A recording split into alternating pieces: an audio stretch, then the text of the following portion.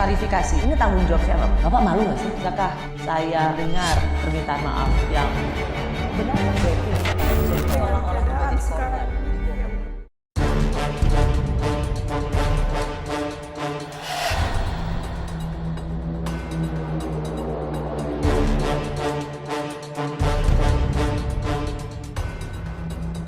Kebebasan berpendapat akan dijamin.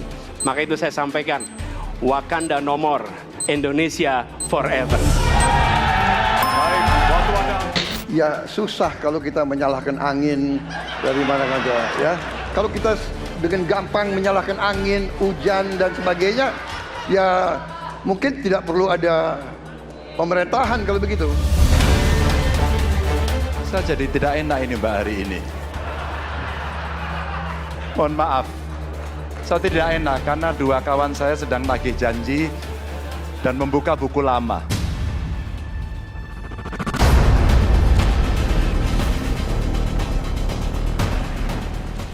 Debat Capres pertama ternyata berlangsung sangat cair.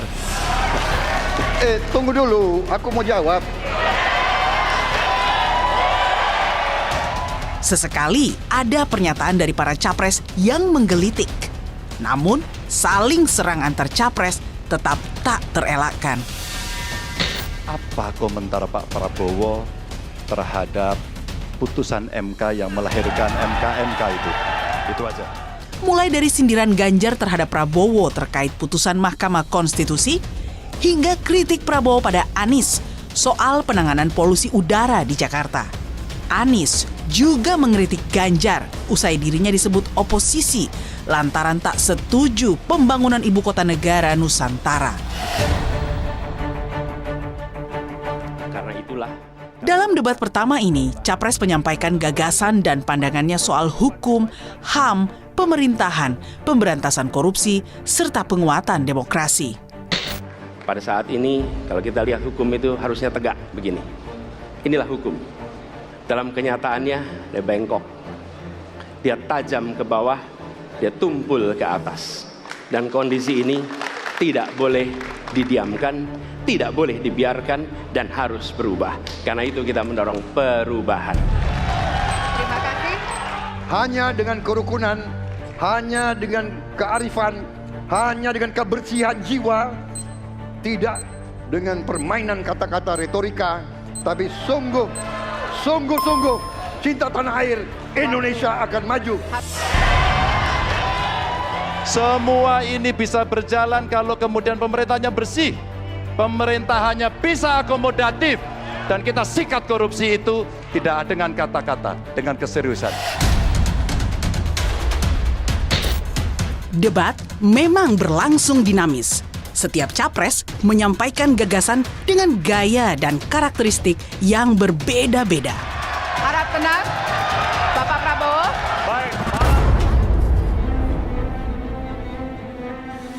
Mas Anies itu betul-betul menjalankan perannya sebagai challenger, sebagai penantang. Sementara Pak Prabowo cenderung defensif. Adapun Mas Ganjar relatif mencoba untuk berselancar di antara kedua itu. Debat Pilpres diharapkan bisa jadi rujukan bagi publik agar lebih jernih dalam memilih. Masyarakat harus cerdas di dalam memilih. Dan saya percaya masyarakat kita sudah sangat cerdas dalam menilai debat ini, dalam menilai rekam jejak di masa lalu. Mudah-mudahan pemilu ini menghasilkan pemerintahan yang benar-benar pro hak asasi manusia, pro pemberantasan korupsi, dan pro demokrasi. Masih ada catatan di debat pertama, perlu jadi perhatian pasangan calon. Pada debat selanjutnya, Capres-Cawapres harus mengeluarkan lebih banyak amunisi gagasan agar debat semakin berisi.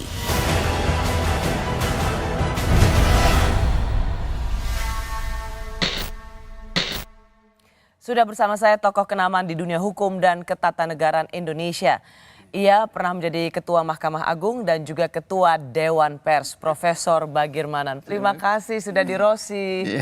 Apa kabar Pak Bagir? Baik sekali. Sehat. Gitu, sehat ya. Senang bisa ketemu Pak Bagir lagi.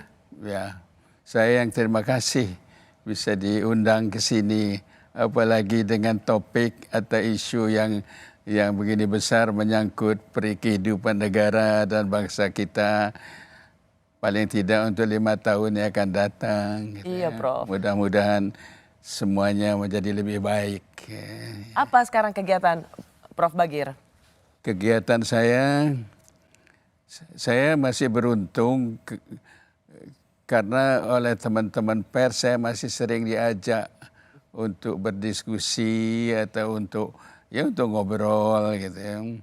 Selain itu kalau ada ujian di kampus di S3 masih diundang di UI dan di Unpad terutama itu, dan ada pelatihan-pelatihan lain itu saja. Sudah itu saya di rumah ya membuat catatan-catatan saja ya agar tetap bisa berdiskusi dengan teman-teman dengan bahan-bahan yang ada ini. Iya, Prof Bagir ini waktu jadi Ketua Mahkamah Agung sering sekali mendapat, kalau saya bilang, kritikan yang tajam dari pers.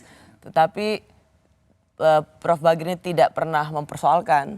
Bahkan Prof Bagir senantiasa menjadi tokoh bagi pers yang sangat mendukung kemerdekaan pers. Untuk itu terima kasih sekali lagi, Prof. Terima kasih sekali gitu ya, dihargai itu ya. Prof Bagir nonton debat pada hari Selasa lalu? Ya, saya tonton tapi ya tidak seluruhnya karena sampai malam juga mereka ya. Ini karena tentang pemerintahan, tentang supremasi hukum, pemberantasan korupsi, penguatan demokrasi. Ya. Cocok sekali mendengar pandangan Prof Bagir. Ya. Menurut Prof Bagir sendiri gimana? Kesan in general dulu, Prof, tentang debat kemarin. Ya, tema-tema yang mereka pilih sudah bagus gitu ya. Tentu saya belum tahu diskusi selanjutnya. Kita berharap ada tema-tema lain yang berkait dengan tema-tema yang langsung berkait dengan kehidupan masyarakat banyak ya. Baik di bidang sosial, ekonomi, termasuk juga dalam bidang politik yang menyangkut rakyat banyak. Itu justru barangkali makin penting untuk diutarakan atau dibuat rancangan yang baik demi kejayaan bangsa kita di masa yang akan datang. Gitu ya. Prof Bagir, ada kejutan juga tentang pertanyaan, karena saling sanggah atau saling bertanya di debat kemarin itu cukup panjang waktunya. Dan betul saja ternyata soal Mahkamah Konstitusi dan kemudian hasil dari Majelis Kehormatan MK itu tetap menjadi pertanyaan. Saya ingin mengingatkan kita semua seperti apa itu, karena ini sangat relevan ditanyakan pada Prof Bagir yang memiliki disiplin ilmu ketatanegaraan. Kita lihat sama-sama. Ya. Pada tanggal 25 Pak Prabowo mendaftar ke KPU sebagai pasangan calon presiden, calon wakil presiden. Sesudah keputusan MK. Dan kemudian di MK dibentuk MK yang hasilnya mengatakan bahwa terjadi pelanggaran etika berat. Kemudian Bapak punya waktu sampai dengan tanggal 13 November. Sesudah Bapak mendengar bahwa ternyata pencalonan persyaratannya bermasalah secara etika, pertanyaan saya, apa perasaan Bapak ketika mendengar bahwa ada pelanggaran etika di situ? Para pakar hukum yang mendampingi saya menyampaikan bahwa dari segi hukum tidak ada masalah. Masalah yang dianggap pelanggaran etika sudah diambil tindakan dan keputusan. Ya, waktu itu oleh pihak yang diberi wewenang, kemudian sudah ada tindakan, dan tindakan pun itu masih diperdebatkan karena yang bersangkutan masih memproses. Tetapi intinya adalah bahwa keputusan itu final dan tidak dapat dirubah. Ya, saya laksanakan ya. Dan kita ini bukan anak kecil, Mas Anies ya. Anda juga paham ya. Sudahlah ya. Sekarang begini. Intinya rakyat yang putuskan, rakyat yang menilai. Kalau rakyat tidak suka Prabowo dan Gibran, nggak usah pilih kami, saudara-saudara sekalian. Dan Saya tidak takut tidak punya jabatan, Mas Anies. Sorry ya. Sorry ya.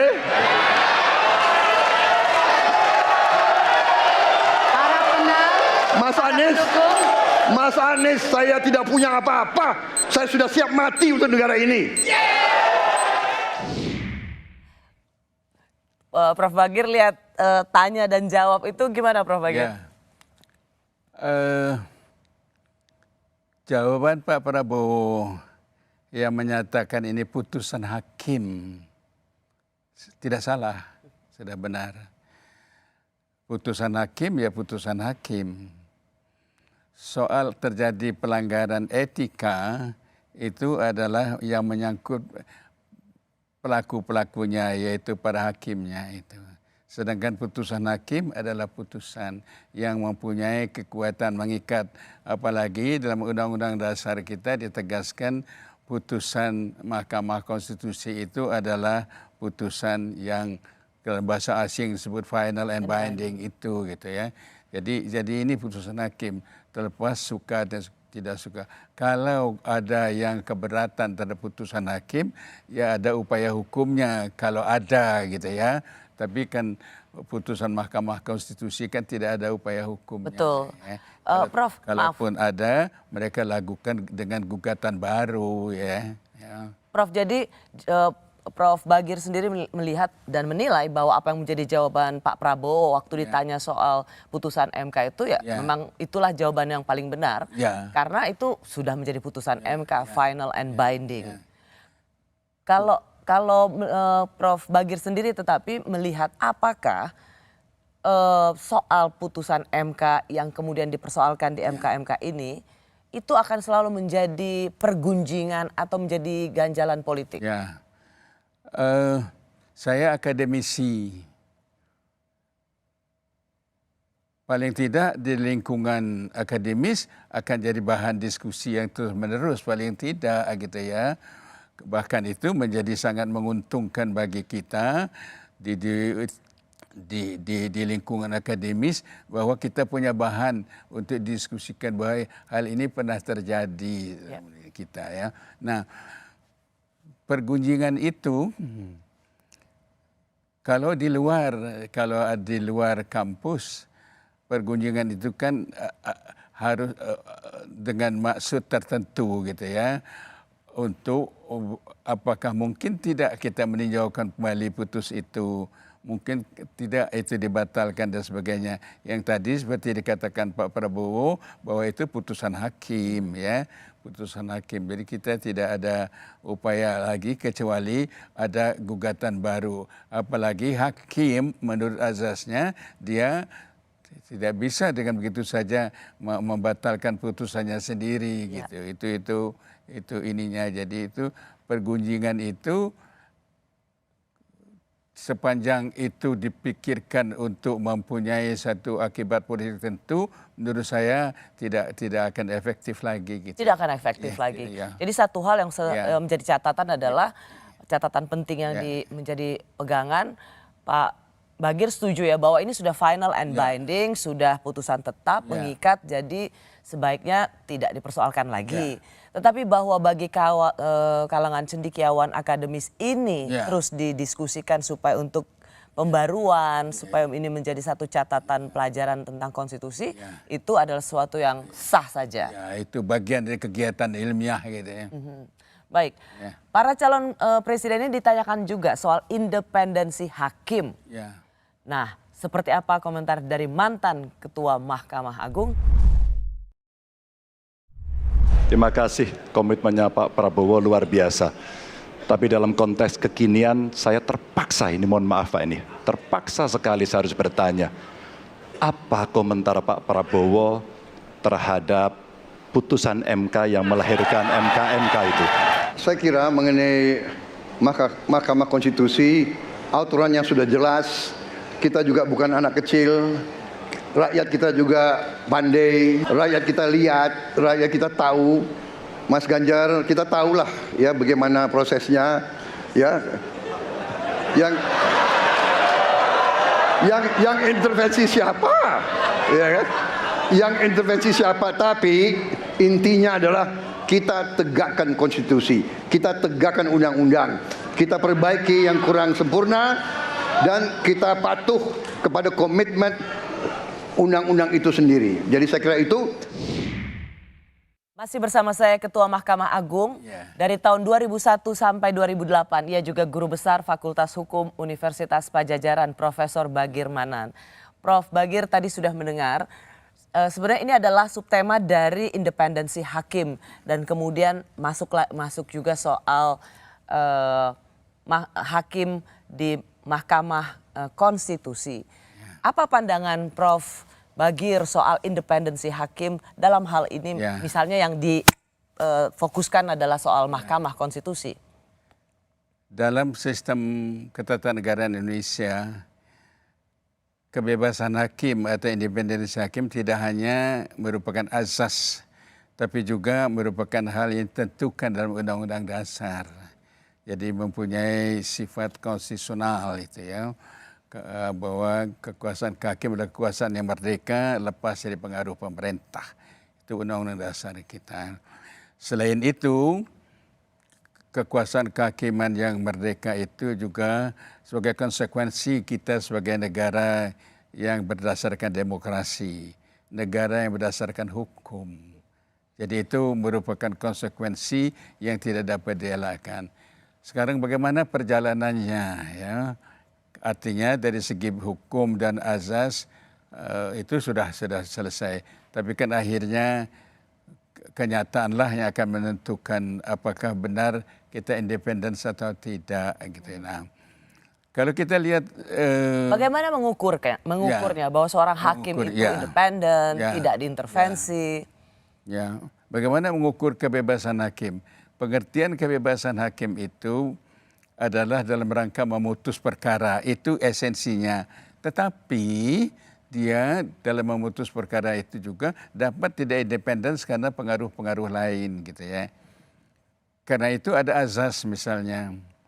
Seorang hakim tidak akan memutus suatu perkara kalau dia merasa mempunyai kepentingan atas perkara itu. Seorang hakim tidak dapat memutus perkara itu kalau dia punya kepentingan pada perkara itu. Juga dia tidak boleh memutus suatu perkara kalau dia sudah a priori mempunyai satu sikap terhadap pihak yang berperkara. Jadi hakim itu tidak boleh punya konflik kepentingan pada suatu perkara. Ya. Apakah dia punya kepentingan terhadap perkara itu atau dia ingin betul-betul ingin mengalahkan perkara itu? Itu sudah tidak boleh lagi. Apalagi pengaruh dari kekuatan-kekuatan di luar dia gitu ya. Nah, memang pada tingkat tertentu misalnya hakim konstitusi dan hakim Mahkamah Agung, pengangkatan mereka ada campur tangan politik, yaitu lewat DPR dan Presiden. Tapi untuk menjamin itu di berbagai negara ada cara untuk menjamin agar pengaruh pengangkatan itu tidak berlanjut, yaitu jabatan presiden, jabatan hakim seumur hidup atau sampai batas umur tertentu. Hakim tidak boleh disalahkan karena putusannya, kecuali menurut upaya hukum yang sudah ditentukan secara konstitusional. Itu untuk menjaminnya itu. Tapi kan manusia adalah manusia, kan kita tidak tahu bahwa dari masuknya dari mana itu. Seorang hakim yang menduga bahwa dia mempunyai vested interest atau menduga dapat diperkirakan bahwa dia berkaitan dengan satu perkara, maka secara etika mestinya dia tidak ikut dalam perkara itu. Misalnya dia meskipun dia mengatakan saya tidak terpengaruh, tapi dia punya hubungan kekeluargaan misalnya, lebih baik dia menjauh dari perkara semacam itu. Tidak boleh ikut serta ikut dalam memutus perkara itu. Ada yang menarik dari apa yang dikatakan oleh calon presiden nomor urut 1 Anies, yaitu soal intervensi eksekutif pada yudikatif. Prof dengar ya apa katanya Pak Anies waktu itu? Jadi ketika saya bertugas sebagai presiden, maka saya akan tegaskan kepada semua yang berada di lingkar judisial bahwa tugas Anda bukan hanya menegakkan hukum, tugas Anda menghadirkan rasa keadilan. Nomor satu, tegaskan itu. Yang kedua, bila terjadi praktek-praktek di mana keadilan tidak hadir, maka negara tidak boleh diam dan mengatakan, nah itu kan proses hukum. Tidak bisa. Justru negara harus mempertanyakan apa yang sesungguhnya terjadi. Dan itulah yang kemudian harus dikerjakan oleh negara, memastikan bahwa proses hukum benar-benar berorientasi kepada keadilan. Ya, Prof. Bagir di sini kan sebenarnya ingin dikatakan bahwa negara tetap harus hadir. Presiden sebagai kekuasaan tertinggi di eksekutif ingin memastikan soal keadilan. Karena selama ini yudikatif bersembunyi di balik putusannya dengan mengatakan independen. Tapi kualitas keputusannya buruk. Ya, bisa terjadi bahwa memang independensi itu seperti pedang bermata dua. Ya. Satu pihak untuk menjamin dia betul-betul sebagai penegak keadilan, penegak kebenaran, tapi dapat juga disalahgunakan, gitu. Dapat juga terjadi. Nah, tentu harus ada kontrol. Gitu. Tapi kalau dikatakan, kan tadi kita bicara soal independensi hakim, intervensi gitu. Harus ada tetap ada caranya. Misalnya kalau nyata sekali bahwa dia melakukan pelanggaran prinsip-prinsip itu, ada proses hukumnya. Di negara macam Amerika Serikat ada yang namanya proses impeachment. Impeachment pada hakim agung. Ya. Di tempat kita seperti berjalan sekarang itu sayang baru pada batas etika saja, yaitu seperti kemarin MK gitu mensinyalir terjadinya pelanggaran etika gitu. Semestinya gitu kalau sudah disinyalir terjadi pelanggaran etika itu, karena etik itu adalah berlaku internal, harus mempunyai konsekuensi terhadap internal terhadap diri kita sendiri saja gitu. Tergantung pada tingkat kesadaran kita mengenai tugas itu, ya. Sebab di dalam adagium jabatan itu ada yang namanya noblesse oblige gitu ya. Setiap jabatan itu mengandung tanggung jawab gitu ya. Ya Prof, tapi apakah memang eksekutif atau presiden bisa intervensi kalau ada putusan yang dianggap tidak adil? Saya berpendapat tidak bisa. Nggak bisa? Tidak bisa. Presiden tanpa kecuali melalui prosedur yang sudah ditetapkan oleh Undang-Undang Dasar. Kalau tidak ada, tidak ada. Bukankah kepala negara juga harus memastikan penegakan hukum itu berkeadilan?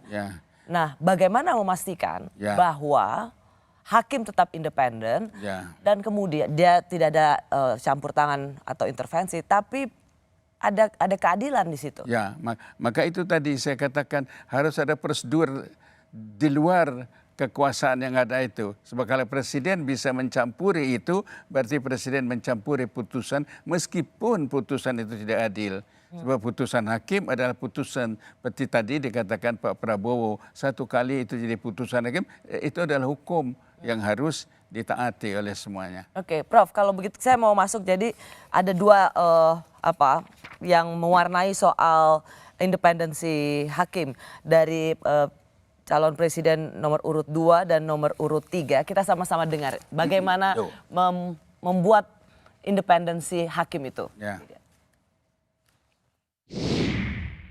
Saya sangat setuju bahwa kehakiman harus independen, kehakiman harus yudikatif, harus independen dan harus kuat dan tidak boleh diintervensi oleh kekuasaan. Manakala saya menerima mandat dari rakyat, saya akan memperbaiki kualitas hidup semua hakim-hakim di Republik Indonesia, semua pekerja di sekitar pengadilan dan semua penegak hukum akan saya perbaiki kualitas hidupnya, gajinya diperbaiki supaya mereka tidak dapat diintervensi, tidak dapat disogok, tidak dapat dikorup.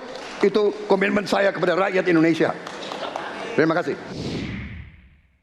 Menaikkan gaji hakim dan semua pekerja di lingkungan peradilan. Ya, tentu sebagai mantan hakim saya senang mendengar pernyataan calon presiden yang ingin meningkatkan kualitas hakim, tentu senang sekali gitu ya. Tetapi itu tidak merupakan jaminan gitu ya. Sebab yang terjadi sekarang misalnya korupsi, Bu Lucy, orang yang korupsi itu adalah orang-orang yang sebetulnya dari segi kehidupannya tidak membutuhkan apa-apa lagi. Jadi korupsi karena kerakusan. Ya, kemudian yang kedua, mereka tahu bahwa korupsi itu melanggar hukum, tapi mengapa mereka lakukan juga? Artinya ada sesuatu yang lain yang menyebabkan mereka tidak takut melanggar hukum, yaitu antara lain saya katakan etika, lemahnya etika. Jadi kalau meskipun cukup hidup, cukup segala macamnya, kalau prinsip-prinsip etik tidak tegak, maka itu dapat terjadi pelanggaran. Kalau kita lihat misalnya introspeksi untuk Mahkamah Agung, Prof. Ya, Kita tahu ada Hakim Agung yang kemudian jadi tersangka karena kasus korupsi. Ya. Mereka memang kekurangan dari sisi gaji? Ya. Saya tidak lagi berkeyakinan itu karena kekurangan gaji itu. So, kalau kurang tidak kurang 1 miliar pun kita bisa kita katakan kurang. Tapi ada yang 100 ribu ya sudah cukup gitu. Itu tergantung kepada integritas, tergantung pada etik. Karena jabatan itu seperti dikatakan oleh Bung Hatta misalnya tanggung jawab ya, tanggung jawab. Prof Bagir sebagai orang yang berkecimpung di lingkungan peradilan dan menginginkan, ini ada harapan kita semua bahwa harus ada kemandirian peradilan, hakim-hakim yang independen dengan kualitas mahkotanya atau kualitas putusan yang memberikan rasa keadilan. Apa sesungguhnya yang menurut Anda harus dijanjikan oleh calon presiden ini untuk memastikan kekuasaan kehakiman yang independen? Yang harus dijanjikan oleh presiden menjamin hakim yang independen itu bahwa pertama dia berpegang teguh pada prinsip tidak akan mencampuri kekuasaan kehakiman. Harus dijamin independensinya. Yang kedua, harus dijamin bahwa hakim itu betul bebas, merdeka, tidak dipengaruhi. Dan tentu saja kita harus bertindak kalau ada hakim yang tidak benar. Yang penting mekanismenya itu, bagaimana mekanismenya.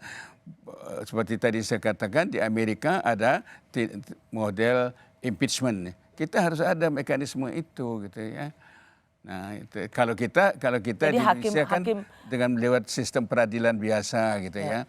Nah, itu ya sudah kalau itu jadi praktek kita, tapi menjadi tidak ada jaminan sebetulnya kalau peradilan biasa itu karena kan menunggu prosedur macam-macam dan sebagainya itu gitu. Oh, jadi usulan Prof Bagir adalah hakim konstitusi, hakim agung yang melanggar etik itu harus bisa langsung di-impeach. Ya bisa. Karena melanggar etik. Ya, melanggar etika itu. Kalau etika yang sangat dasar. Sebab pengertian etika itu begini. Silakan minum dulu, Prof. Ya, tidak hanya pengertian bahwa biasa, tapi tingkah laku yang luar biasa, tidak normal, itu juga etika itu. Tidak, dia melakukan tugasnya. Ada contoh ini, ada cerita ini. Seorang hakim yang luar biasa ininya itu ya, sulit sekali pekerjaannya, bisa bergaul dengan pelacur dan sebagainya gitu ya. Nah, akhirnya karena itu dia kena impeachment karena dianggap itu melanggar hal yang sangat basic. Oh, gaya hidup. Tingkah laku hakim, hal seperti itu. Tingkah laku yang tidak keruan seperti itu. Apalagi kalau sudah melanggar hukum ya, korupsi, nerima suap dan sebagainya itu. Prof, siapa yang bisa melakukan itu? Kalau MK kan akan ditentukan oleh Ketua Mahkamah Konstitusi sendiri. Kalau MA, apa usulan Prof? Ya, kita punya lembaga ya. Di Amerika misalnya impeachment dilakukan oleh Senat Amerika gitu ya. Kita mempunyai lembaga yang namanya misalnya DPD misalnya itu. Apakah DPD secara konstitusional tidak bisa diberi kewenangan seperti itu? Dia sebagai penegak etik. Karena DPD tidak terlibat dalam urusan sehari-hari yang berkait dengan pembentukan undang-undang gitu, misalnya begitu ya. Kalau mau kita ke sana. Oke, Prof, kita akan masuk ke soal pemberantasan korupsi. Karena jelas ada lembaga seperti KPK yang disebut harus dikembalikan kembali fungsinya seperti semula. Saya ingin tanya Prof Bagir soal ini. Yang tidak kalah penting, Undang-Undang KPK harus direvisi sehingga KPK menjadi lembaga yang kuat kembali. Yang ketiga, diberikan imbalan, reward kepada mereka yang membantu melakukan pelaporan, penyelidikan, sehingga ketika melaporkan kita akan punya partisipasi masyarakat, dan itu dibolehkan oleh undang-undang. Yang tidak kalah penting adalah standar etika untuk pimpinan KPK harus standar yang tinggi. Masih bersama saya ilmuwan dan penegak hukum yang pernah menjadi saksi ahli dalam sidang uji formil revisi Undang-Undang KPK di Mahkamah Konstitusi tahun 2020, Profesor Bagir Manan. Prof, dari Capres Anies Baswedan mengatakan merevisi Undang-Undang KPK dan mengembalikan KPK seperti dahulu yang sangat kuat gitu.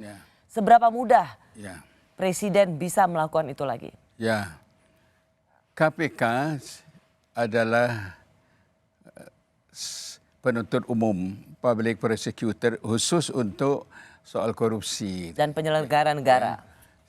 Sama saja sebetulnya kedudukannya dengan Jaksa Agung ya, sebagai penuntut umum itu, sebagai penyidik dan penyelidik perkara pidana ini. Nah, di mana saja secara organ dari segi kelembagaannya mereka ada di dalam naungan kekuasaan eksekutif.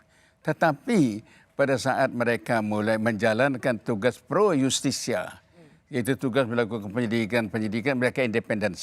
Tidak boleh dicampuri lagi oleh siapapun juga. Mereka independen. Kalau begitu maaf Prof, Capres ini kan mengatakan soal KPK. Mengapa KPK secara faktual itu berbeda sekali antara waktu sebelum direvisi dan setelah direvisi. Jadi di mana sesungguhnya titik lemah dari revisi itu? Ya. Ini juga hal yang harus kita akui, budaya politik kita gitu ya. Menurut saya gitu ya. Mestinya ada komitmen bahwa seorang anggota KPK itu adalah mesti independen gitu. Karena itu tidak boleh ada unsur-unsur pertimbangan politik, unsur-unsur pertimbangan lain dalam rangka memilih siapa yang mestinya menjadi anggota KPK itu. Pimpinan KPK ya maksudnya pimpinan ya? KPK ya. Tidak boleh ada bahasa orang kita atau bukan orang kita, tidak boleh. Gitu ya. Dia adalah satu lembaga yang independen. Gitu ya. Waktu Undang-Undang KPK masih yang dulu, itu kan juga pimpinan KPK dari DPR. Sekarang juga dari DPR. Tampaknya yang dirasakan perbedaannya adalah karena pimpinan KPK itu kemudian di bawah eksekutif dan kemudian tidak sekuat dulu. Apakah Prof membenarkan ini atau mengkoreksi persepsi? Ya. Tapi begini Bu Lucy, menguatnya suatu lembaga tidak selalu karena dijamin oleh undang-undang. Tidak selalu dijamin oleh satu ketentuan. Tapi bisa dijamin oleh penghuni-penghuninya.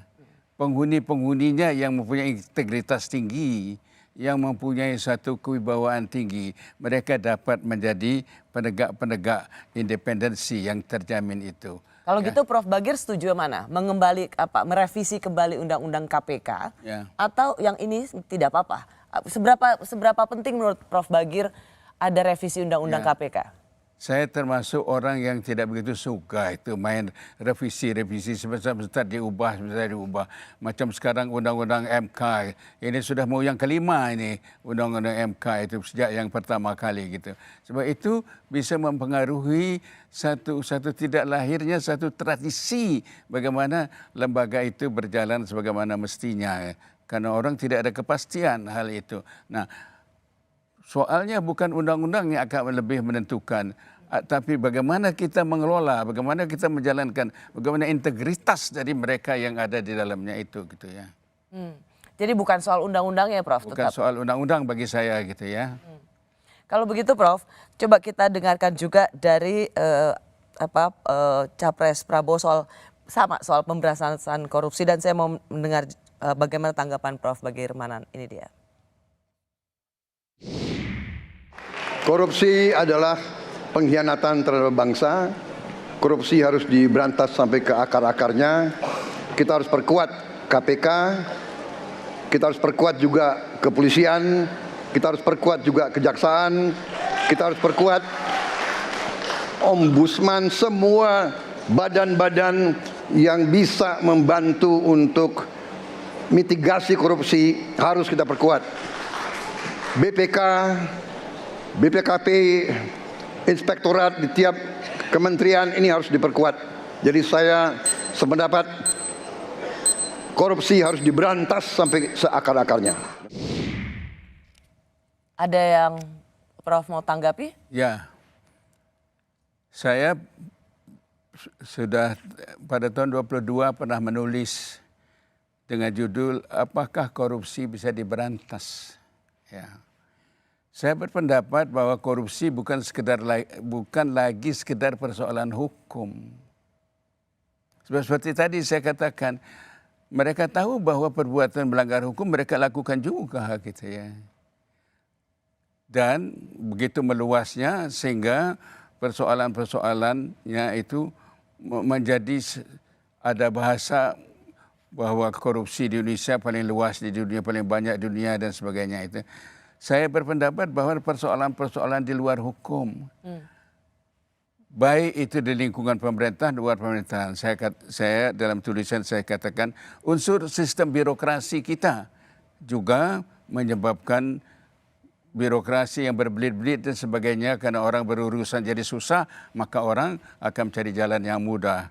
Unsur tatanan politik yang juga bermacam-macam, ini juga perlu mendapat pemikiran kita. Tatanan politik, apakah di bagian mana tatanan politik itu yang dapat mendorong terhindarnya korupsi gitu ya. Ini juga banyak banyak menjadi bahan kajian bahwa di politik itu sungguh-sungguh membutuhkan biaya yang mahal dan itu sangat-sangat dan terbukti membuka peluang untuk korupsi. Prof, yang menarik juga dari Capres 03 itu juga membuat diferensiasi dalam hal pemberantasan korupsi, yaitu memiskinkan koruptor, perampasan aset dan memenjarakannya di Nusa Kambangan. Seberapa mungkin perampasan aset ini juga menjadi efek jerah? Ya, pada dasarnya itu kan dalam upaya pemberatan. Kalau dalam pengajaran kriminologi itu sebagai satu bentuk lebih meningkatkan rasa takut orang untuk melanggar gitu ya. Karena ada begini, orang koruptor itu tidak takut dipidana, tidak takut dipenjara, karena nanti dia bisa punya. Nanti tinggal bisa diatur kalau ada kenal orang dalam. Ya itu betul. Artinya kita perlu ada satu alat hukum lain untuk lebih mengefektifkan pemberantasan korupsi, meningkat rasa takut, termasuk tadi perampasan aset. Ya. Seberapa urgent menurut Prof Bagir ini perampasan aset ini sesuatu yang prioritas untuk pemberantasan korupsi? Saya lanjut sedikit. Atau bahasa proses perampasan aset itu berkaitan dengan proses pemiskinan gitu ya dikatakan gitu. Nah, kita perlu agak berhati-hati kalau sudah sampai proses pemiskinan karena dia mempunyai akibat terhadap anaknya atau segala macamnya, dan ada aset-aset yang tidak ada kaitan dengan korupsi. Pada dasarnya semua aset yang dapat diperkirakan didapatnya dari korupsi itu negara boleh ambil gitu. Ya. Tetapi jangan juga sampai aset yang tidak ada kaitannya dengan korupsi kita ambil, proses pemiskinan yang akan menyebabkan anak istrinya menjadi terlunta-lunta, itu menjadi urusan negara juga. Tidak adil. Itu juga memberikan ketidakadilan. Tapi menurut Prof Bagir setuju ya? Bisa dipakai untuk sebagai salah satu metode gitu. Perampasan aset itu perlu segera diundangkan. Tetapi memang prinsip kehati-hatian harus dilaksanakan. Jangan sampai aset yang tidak ada kaitannya dengan praktek korupsi ikut disita. Ya, perlu diperhatikan sebab jangan sampai kita ingin menegakkan keadilan dengan cara-cara yang tidak adil gitu ya. Jangan sampai terjadi seperti itu. Prof, mana yang lebih penting?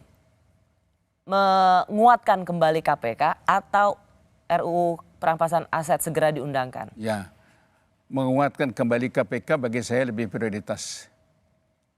Ya, tapi pengertian menguatkan KPK bukan hanya sekedar prosedur pengangkatannya, bukan hanya sekedar jaminan hidupnya, bukan sekedar hanya bagaimana memperbesar, tapi berbagai macam subsistem yang lain harus memberi dorongan agar mereka lebih kuat. Ya. Kondisi sosial masyarakat yang suka menyuap juga perlu diperhatikan itu ya. Perampasan aset tetapi juga perlu untuk segera diundangkan. Hanya memang Prof mengatakan prioritas pertama adalah kembali menguatkan integritas KPK.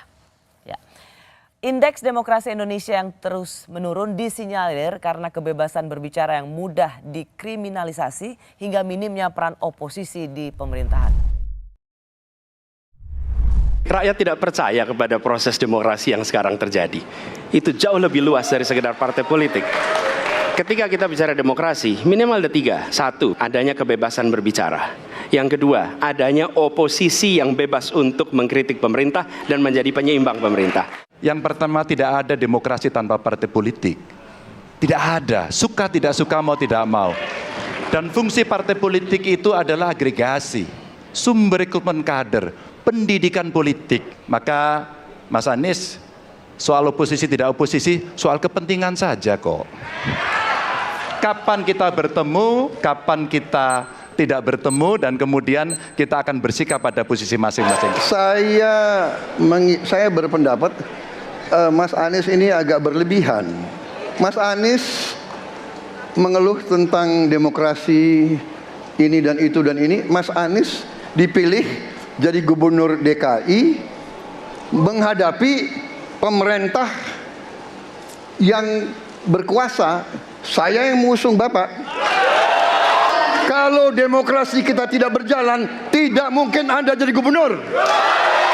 Kalau Jokowi diktator, Anda tidak mungkin jadi gubernur. Saya waktu itu oposisi, Mas Anies. Anda ke rumah saya, kita oposisi, Anda terpilih. Saya masih bersama mantan Ketua Mahkamah Agung yang juga pernah menjabat sebagai Ketua Dewan Pers, Profesor Bagirmanan.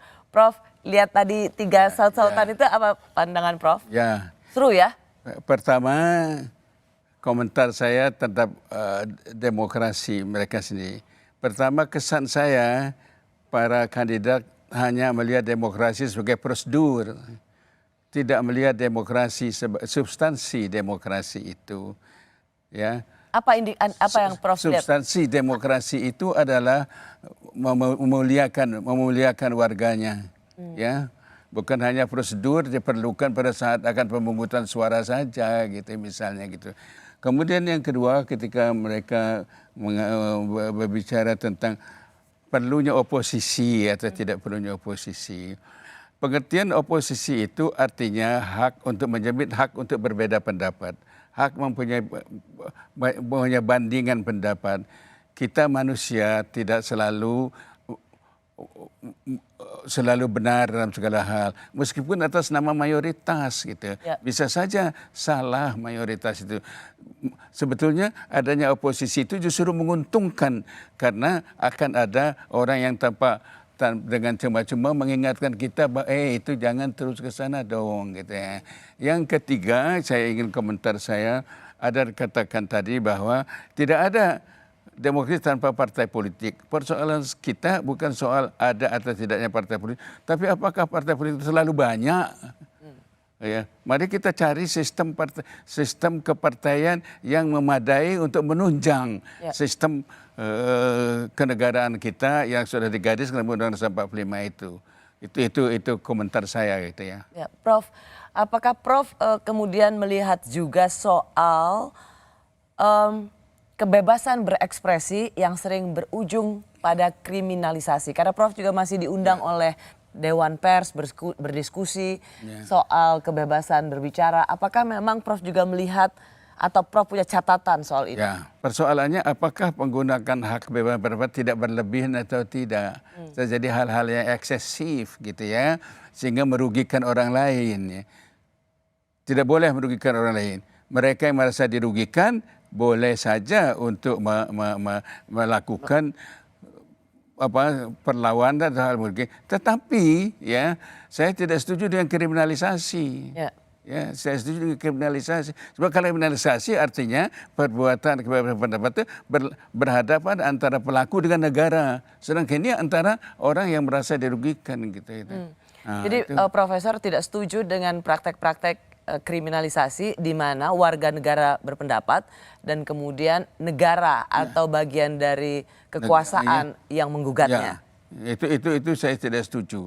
Biarlah mereka yang merasa dirugikan oleh kebebasan pendapat untuk mempertahankan haknya, alasannya gitu ya. Hanya memang Prof, negara berada di tengah-tengah itu ya. Yang terjadi sekarang, fenomena sekarang adalah pendapat seseorang itu dilaporkan oleh katakan misalnya organisasi tertentu karena dianggap merendahkan martabat seseorang atau pejabat begitu. Jadi ini dan polisi memproses itu karena itu bagian dari aduan masyarakat. Ya, saya berpendapat bahwa kalau pelanggaran hak asasi yang mengenai seorang pejabat, berarti seorang pejabat itu berkepentingan.